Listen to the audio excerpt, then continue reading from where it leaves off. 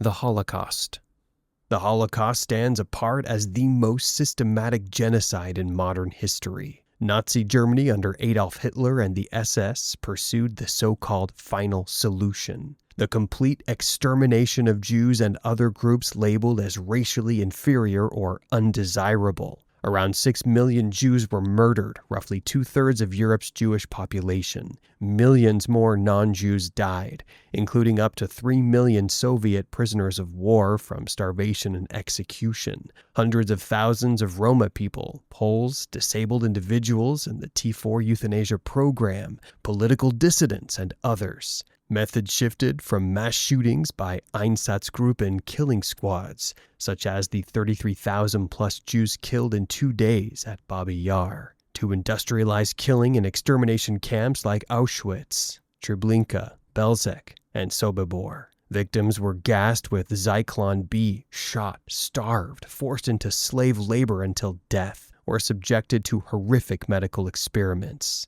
Deportations from ghettos across occupied Europe fed this machine, with the peak in 1942 claiming over 3 million Jewish lives in a single year. In the war's final months, death marches killed tens of thousands more. The Holocaust showed how bureaucracy, technology, and ideology could turn mass murder into an efficient state project. Ordinary officials, soldiers, and civilians enabled it through orders, complicity, or silence. It was not random violence, it was planned erasure, recorded in meticulous detail by the perpetrators. The Nuremberg trials later defined crimes against humanity, partly because of this scale and intent. The Rape of Nanjing. The Rape of Nanjing, or the Nanjing Massacre, unfolded in late 1937 after Japanese forces captured China's capital. Over 6 weeks, Imperial Japanese Army troops carried out mass killings, rapes, and destruction. Estimates of deaths range from 100,000 to over 300,000 civilians and disarmed soldiers, with the International Military Tribunal for the Far East citing more than 200,000. Between 20,000 and 80,000 women and girls were raped, many then murdered, mutilated, or burned. Soldiers held bayoneting and beheading contests.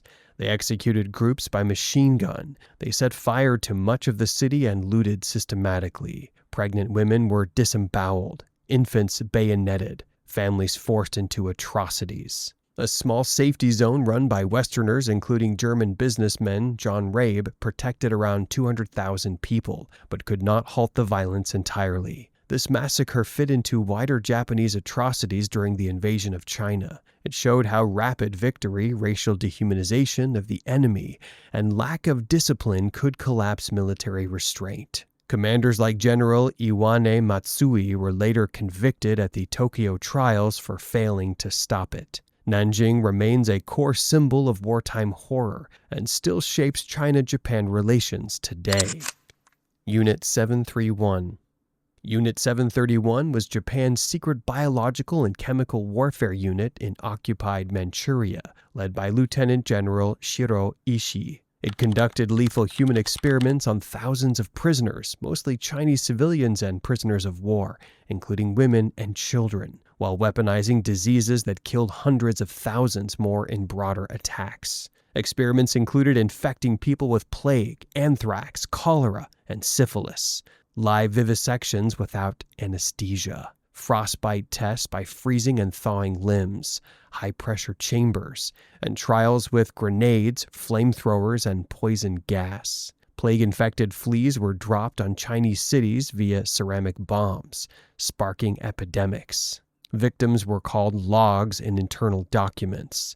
The unit destroyed evidence in 1945. Many personnel avoided prosecution when the U.S. granted immunity for their research data during the early Cold War. Some lower-level members faced justice in Soviet trials at Khabarovsk. Unit 731 exposed how science, racism, and militarism could enable unimaginable cruelty, all under the guise of military necessity.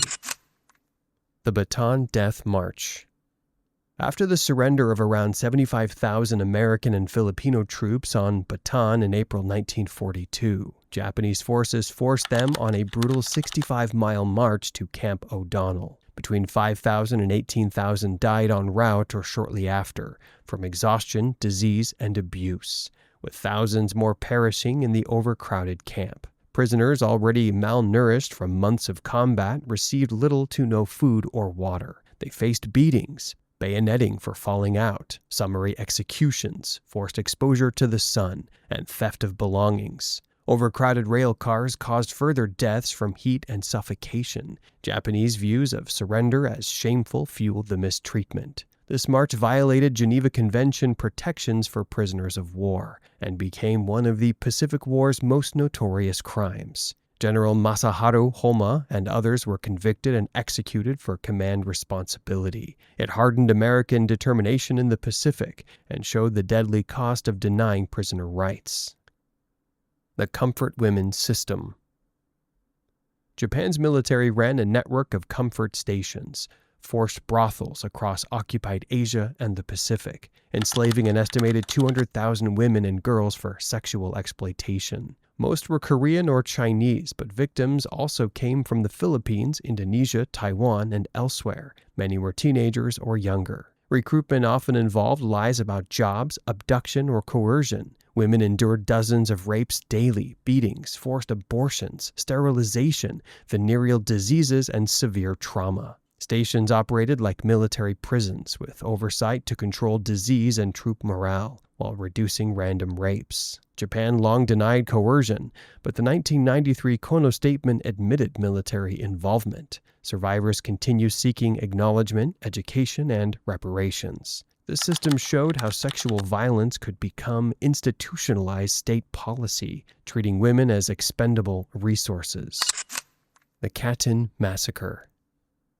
In spring 1940, the Soviet NKVD executed approximately 22,000 Polish prisoners, mostly military officers, police intellectuals, landowners, and elites, in the Katyn forest near Smolensk, and at sites like Kharkiv and Mednoy. Captured after the 1939 Soviet invasion of eastern Poland, these men were shot in the back of the head, often with German pistols to obscure responsibility, and buried in layered mass graves. The Politburo order signed by Stalin in March 5, 1940, aimed to eliminate Poland's leadership class and prevent future resistance to Soviet control. For decades, the USSR blamed Nazi Germany, especially after the Germans uncovered the graves in 1943 and used them for propaganda. Only in 1990 did the Soviet government officially admit NKVD responsibility. The massacre violated every norm of prisoner treatment and became a symbol of Stalinist terror. It left deep trauma in Polish society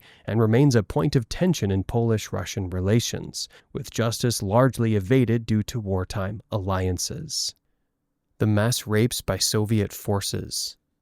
As the Red Army advanced into Germany and Eastern Europe in 1944 to 1945, mass sexual violence swept through occupied territories on an unprecedented scale. Historians estimate between hundreds of thousands and possibly 2 million German women and girls were raped, with similar patterns in Poland, Hungary, and other regions. Assaults often involved gang rapes, brutality, mutilation, murder, and public humiliation, affecting victims of all ages. Many soldiers saw it as revenge for Nazi atrocities on Soviet soil. Some commanders issued orders against it, but enforcement was inconsistent and weak. The violence triggered widespread suicides, unwanted pregnancies, venereal disease, and mass civilian flight westward. These acts were clear war crimes and crimes against humanity, yet almost none were prosecuted. Allied focus on defeating Japan and rebuilding Europe, combined with Soviet control over the East, shielded the perpetrators. This episode showed how cycles of vengeance can turn liberating armies into instruments of terror. Taken individually, these crimes might seem like separate horrors from different armies, but viewed together, a clear pattern emerges, and each left immense suffering behind. The deadliest war crimes of World War II did not survive because people were simply evil or ignorant. They survived because horror, when framed as duty, necessity, or payback, spreads without much resistance. When atrocity looks ordinary or justified, it proceeds unchecked. New conflicts will bring new versions. They'll be renamed, reframed, justified for new causes and new generations. The details will change, the structure will not. If you want to understand how systems reward or ignore mass harm and why consequences so often arrive too late, watch our previous explainer. Because once you learn to recognize the pattern, the next major war crime doesn't feel surprising, it feels preventable.